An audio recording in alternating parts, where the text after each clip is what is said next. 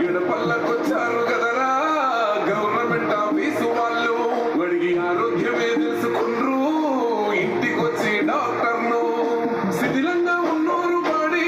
మరి అయ్యింది రావది గుడి గుడి గంట గుట్ట కొండ పేదోడి బతుకు వెలిగిపోతుంది కదరా బతుకు మార్చింది జగనన్నరా ఏం తక్కువ చేసిండు